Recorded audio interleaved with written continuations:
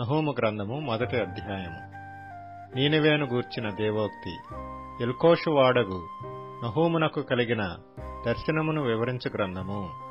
యెహోవా రోషము గలవాడై ప్రతీకారము చేయువాడు. యెహోవా ప్రతీకారము చేయును. ఆయన మహోగ్రత గలవాడు. యెహోవా తన శత్రువులకు ప్రతీకారము చేయును. తనకు విరోధులైన వారి మీద కోపముంచుకొనును.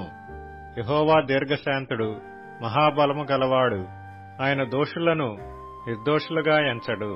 యెహోవా తుఫానులోను సుడిగాలిలోను వచ్చువాడు. మేఘములు ఆయనకు పాదధూళిగా నున్నవి. ఆయన సముద్రమును గద్దించి ఆరిపోజేయును. నదులన్నిటినీ ఆయన ఎండిపోజేయును. బాషానును కర్మెలును వాడిపోవును.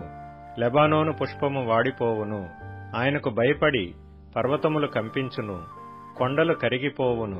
ఆయన ఎదుట భూమి కంపించును. లోకమును అందలి నివాసులందరూ వణకుదురు. ఆయన ఉగ్రతను సహింపగలవాడెవడు? ఆయన కోపాగ్ని ఎదుట నిలువగలవాడెవడు? ఆయన కోపము అగ్నివలే పారును. ఆయన కొండలను కొట్టగా అవి బద్దలగును. యెహోవా ఉత్తముడు. శ్రమదినమందు ఆయన ఆశ్రయదుర్గము. తన యందు నమ్మికయించు వారిని ఆయన ఎరుగును.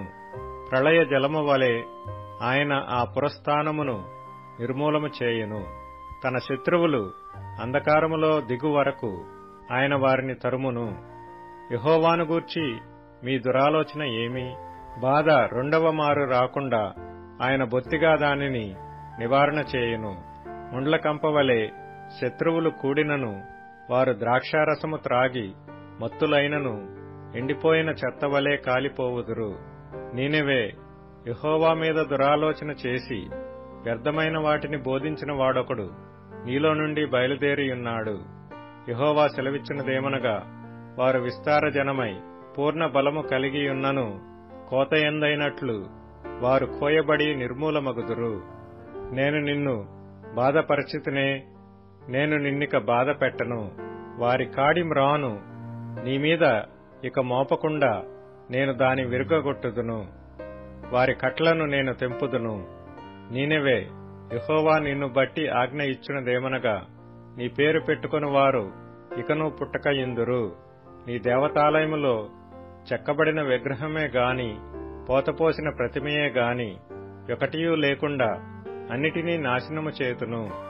నీవు పనికిమాలిన వాడవు గనుక నేను నీకు సమాధి సిద్ధపరచుచున్నాను. సువార్త ప్రకటించుచు సమాధాన వర్తమానము తెలియజేయువాని పాదములు పర్వతముల మీద కనబడుచున్నవి. యూదా, నీ పండుగల నాచరింపుము, నీ మ్రొక్కుబళ్లను చెల్లింపుము. వ్యర్థుడు నీ మధ్యనిక సంచరించడు. వాడు బొత్తిగా నాశనమాయెను.